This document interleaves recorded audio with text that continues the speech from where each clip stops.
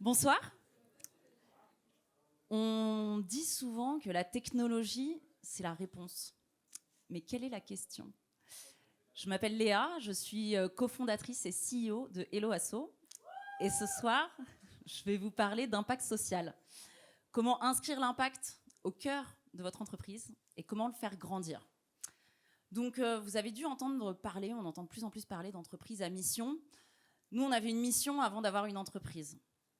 On s'inscrit dans un mouvement qui est celui de la Tech for Good. Donc, ce sont des entreprises qui ont choisi de mettre la technologie au service de la résolution d'un problème social ou environnemental. Un Français sur 10 a moins de 3 conversations par an. Ce chiffre, moi, il m'a glacée. J'ai trouvé que ça illustrait à quel point notre société est fragmentée, à quel point elle est divisée, à quel point il y a des personnes autour de nous qui sont isolées. Et je suis convaincue que le lien social, c'est quelque chose de très précieux, déjà pour chacun d'entre nous, en termes d'épanouissement personnel, de rencontres, ça se voit ici ce soir. C'est aussi grâce à ce lien social que collectivement, on est en capacité de faire société. Et je pense qu'avec la crise du Covid, on s'est tous rendu compte à quel point ces rencontres, ces liens sont précieux, surtout quand on en est privé. Et on a une chance inouïe en France, c'est qu'on a 1,5 million d'associations. Et donc les associations, c'est ces fabriques de liens sociaux par excellence. Donc que ce soit dans un club de sport, que ce soit dans une association culturelle, lorsqu'on va participer à un concert, quand on s'engage dans l'humanitaire, quand on s'engage dans l'environnement, et big up à Exacup, parce que je trouve ça formidable, eh bien, on va pouvoir rencontrer des personnes qui sont d'horizons hyper différents. On va pouvoir partager avec eux leur passion. On va pouvoir partager une cause, un intérêt en commun. Mais surtout, on va créer du lien. Et vraiment, nous, c'est pour soutenir et développer ces associations qu'on s'est créées. Parce que je pense qu'au-delà de nous rassembler, ce qu'elles font aujourd'hui, au-delà de nous partager des intérêts, je pense que c'est des endroits, des tribus, des communautés, des réseaux qui vont nous permettre d'être résilients demain. Et je pense qu'on a vraiment besoin de réfléchir à quelle va être la résilience de notre société demain. Le numérique, dans tout ça, c'est qu'un outil. Et nous, la mission qu'on s'est fixée au sein d'Hello Asso, c'est de se dire comment on met ce numérique dans les mains de celles et ceux qui font l'intérêt général. Moi, je suis convaincue que le numérique, ça peut être un super pouvoir. Et donc, on s'est vraiment attaché à se dire comment on met ce super pouvoir dans les acteurs de celles et ceux qui nous rassemblent. Donc, on a créé une plateforme, Hello Asso, qui permet aux associations de se développer, qui va leur permettre de lancer de nouveaux projets, de fédérer des membres, d'organiser des événements. Aujourd'hui, on rassemble un peu plus de 220 000 associations sur la plateforme. On va fêter le mois prochain le 1 milliard d'euros collectés à leur profit aussi sur la plateforme. Merci. Donc ça représente aujourd'hui une transaction toutes les 2 secondes qui est réalisée sur Hello Asso. Et on a été hyper fiers d'être contactés par Carte Bancaire qui nous dit que vous êtes dans le top 50 du e-commerce maintenant, alors qu'en fait, on n'est pas des vendeurs de biens, on est plutôt des mises en relation de liens. Et donc, aujourd'hui, cette croissance, pour moi, je l'explique par le fait qu'on a inscrit justement cette mission sociale au cœur de notre organisation, et ce, depuis le départ. Donc en fait, on l'a inscrit dans notre modèle économique, on l'a inscrit dans notre relation avec les utilisateurs, et on l'a inscrit avec l'équipe. Donc c'est les 3 points que je voulais partager avec vous ce soir. Le modèle économique, avant tout, Hello Asso a un modèle économique qui est assez surprenant. Tous les services qu'on met à disposition des associations sont intégralement gratuits. Il n'y a pas de frais d'inscription, on ne prend pas de commission, alors que c'est la pratique assez courante quand on fait du paiement sur Internet. Chez nous, tout est gratuit. On a choisi un modèle qui est celui de la contribution volontaire. Donc concrètement, quand une personne aujourd'hui va soutenir une association, adhérer à une association sur Hello Asso, on va lui proposer, si elle le souhaite, de laisser quelques euros en plus pour financer la plateforme. Et en fait, ce modèle, il vient vraiment de nos convictions. La conviction que quand on parle au meilleur des gens, ils donnent le meilleur d'eux-mêmes. Et donc nous, on a fait le pari que les gens étaient altruistes. Vous souriez. Aujourd'hui, 1 personne sur 2 laisse effectivement une contribution volontaire à Hello Asso au moment de son paiement. Merci. L'année dernière, c'est un peu plus de 3 millions de personnes qui ont soutenu par ce biais Hello Asso et qui nous permettent à notre entreprise de tourner et de fonctionner. On a dans le viseur des exemples de modèles alternatifs, et il en existe. Le 5e site le plus visité dans le monde, Wikipédia, qui donne accès à la connaissance à tous, vit aussi sur un modèle qui repose sur la transparence, qui repose sur le choix laissé à l'utilisateur de valoriser, de soutenir financièrement ou pas, selon la valeur que ça lui apporte.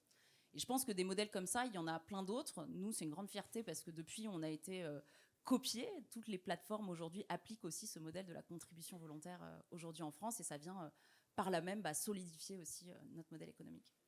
Et je pense que quand on se connecte justement à cette mission, à ce qui nous guide, on peut aussi faire des pas de côté en termes de modèle éco. Il y a cet exemple-là, mais il y en a potentiellement plein d'autres.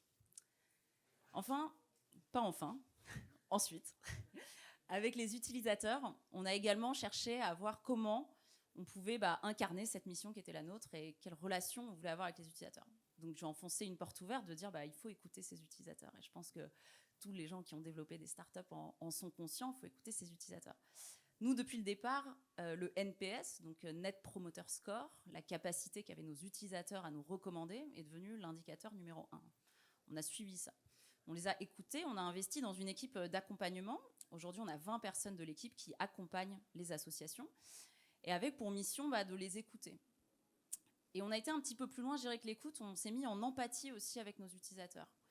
De se dire, au-delà de savoir ce qu'elles pensent de notre produit ou de notre service, quels sont leurs problèmes, quelles sont leurs préoccupations. Et là, ça nous a permis d'identifier, et nous, on a été pionniers sur un marché qui était assez peu digitalisé. Quand on a commencé en 2009, il y avait assez peu de numérique encore dans les associations. Et très rapidement, en fait, elles nous ont dit, c'est super les outils que vous faites, mais en fait, on ne sait pas s'en servir. Elles n'avaient pas la compétence. Et donc, on a œuvré justement pour voir comment on transfère la compétence. Et sans, je dirais, cette attention aux utilisateurs, on n'aurait pas identifié ça. On a développé des formations. On a développé des formations d'abord, nous. On a fait le tour de la France pour aller former des gens. On a fait de la formation en ligne, mais là aussi, pour les personnes qui n'étaient pas familières avec le numérique, c'était encore une marche en trop. Et du coup, on a formé tout un réseau d'acteurs qui sont publics, qui sont associatifs, de manière complètement décentralisée, au numérique, et pour qu'eux puissent justement être ces points d'appui au numérique associatif, c'est comme ça qu'ils s'appellent. Il y en a 500 aujourd'hui partout à travers la France où les associations peuvent se rendre pour justement bénéficier de conseils d'appui sur la compétence numérique et se saisir des outils comme Helloasso qui vont leur permettre de se développer. Et en fait, tout ça, on l'a fait, on pourrait se dire, c'est des investissements perdus parce qu'on l'a fait là aussi gratuitement. Et non, en fait, on a un retour sur investissement, c'est des choses qui payent. Jusqu'à 2018, Helloasso, on avait 0 € de budget marketing. Donc on s'est développé uniquement grâce au bouche à oreille. Donc tout ce qu'on a fait vis-à-vis de nos utilisateurs, toute l'écoute qu'on leur a apportée, ça a aussi nettement développé leur capacité à nous recommander. Et encore aujourd'hui, on a 5000 associations qui s'inscrivent tous les mois sur la plateforme, et le bouche à oreille reste notre canal le plus performant. 70% d'entre elles viennent du bouche à oreille. Et en fait, ce qu'elles nous disent sur pourquoi elles viennent, c'est le modèle économique et l'accompagnement humain. Enfin, je voulais vous parler de comment on a fait, comment on a inscrit cette mission, comment on a fait transpirer aussi cette mission avec l'équipe. Et c'est vrai qu'on était, avec mon associé, l'un et l'autre, on a commencé, on avait 22 et 23 ans, donc on sortait tout juste de nos études. Et on s'est dit, le premier endroit où on voulait aussi agir, c'était vis-à-vis de l'équipe. On voulait créer la boîte dans laquelle on aurait rêvé de travailler. Et globalement, on n'avait que des anti-modèles. Donc, du coup, on partait d'une feuille assez blanche, ou en tout cas, on savait ce qu'on ne voulait pas faire. Et moi, j'avais lu un truc qui m'a marqué, qui dit la dette organisationnelle, c'est encore pire que la dette technique. Donc, pour ceux qui ne sont pas dans l'informatique, la dette technique, c'est quand il y a un tel empilement de code que plus aucun développeur veut y toucher, que ça devient très, très coûteux à maintenir et encore plus à faire évoluer. Et donc, on avait, je dirais, cet attachement dès le départ à se dire, OK, quel type d'entreprise on veut créer et surtout, quelle relation on veut avoir avec l'équipe. Et donc, la question qu'on s'est posée, c'est concrètement comment on grandit sans perdre notre âme. Parce que quand on est deux au départ, puis quelques poignées, en fait, c'est facile de partager des engagements, c'est facile de partager des convictions, une façon de faire. Quand on grandit, c'est beaucoup plus compliqué. Et donc, pour ça, on a fonctionné en 3 étapes. Aujourd'hui, on est 100 chez Helloasso. Et donc, on a connu une phase d'accélération assez forte. On est passé de 15 à 70 en 1 an. Et donc, la première étape, qui a été assez déterminante, c'est qu'on s'est dit, on va solidifier justement l'ADN, on va solidifier la culture de l'entreprise. Pour ça, on a utilisé une méthode qui est connue et qui est hyper efficace, qui s'appelle la démarche appréciative. Donc concrètement, c'est demander à vos équipes qu'est-ce qui vous rend heureux et qu'est-ce qui vous rend fier. Et ça fait ressortir que les éléments les plus singuliers, ce qui sont vraiment les motifs de fierté interne. Et en fait, à partir de ces éléments qui sont en fait juste le petit excédent qui ressort, on s'est dit, on va bâtir là-dessus. Ça va devenir la norme. Et à partir de là, ça va devenir, je dirais, le normal et on va chercher à dépasser ça. Et c'est ce qu'on a fait ensuite avec un attachement très fort aussi à comment on embarque des nouveaux là-dedans. On a refusé des gens qui étaient hyper compétents parce qu'ils ne se reconnaissaient pas dans la mission des LOASO. On en a fait vraiment un filtre, je dirais, fort en termes de recrutement. On a beaucoup travaillé sur l'onboarding, donc comment aussi on intégrait les personnes. Chaque personne chez l'OASO a un parrain qui justement va pouvoir l'accompagner dans l'appropriation de cette culture, de notre façon de faire.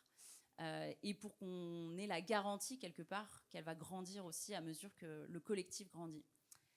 Et le dernier point qu'on a mis en place en interne vis-à-vis de l'équipe, et je pense que c'est le plus structurant, c'est qu'on se remet en question.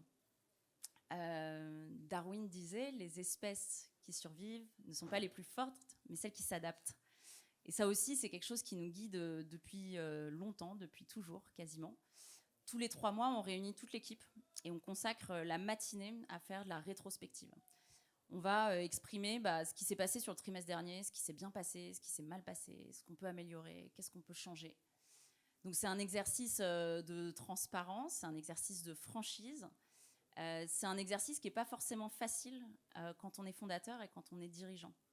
Ça suppose de laisser la place aussi à une forme de vulnérabilité, mais après tout, on reste humain. Et c'est vrai qu'avec le diktat du soi fort, du leader charismatique, qui est toujours bien dans ses baskets, qui est motivé, qui fait des pep talks tous les matins, qui a toujours la pêche, moi, je suis convaincue que ça, c'est pas vrai. Et en fait, je sais que c'est pas vrai. Et du coup, à la place, je prône beaucoup l'authenticité. Et je pense que sans authenticité, on ne crée pas de confiance. Et sans confiance, on ne crée pas de mouvement. Et si on ne crée pas de mouvement, on ne grandit jamais. Et je pense qu'on n'est jamais plus puissant aussi que quand on est soi-même. Donc si je peux vous laisser avec quelques ingrédients ce soir, ce serait soyez vous-même, de rester humain. Et j'espère, j'ai beaucoup parlé dans le passé de la tech for good. Aujourd'hui, j'ai envie d'être une activiste de la tech for people. Parce que je me dis que mettre la technologie au service des humains, c'est vraiment une mission, en tout cas, moi, qui me mobilise. Et j'espère que dans quelques années, à côté des licornes, on pourra aussi célébrer peut-être des sirènes, qui sont ces organisations un peu hybrides, où la technologie cohabite justement avec l'humain. Merci beaucoup.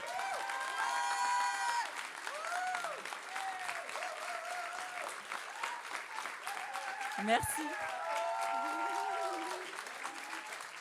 Et je vais céder la parole à Alexandre.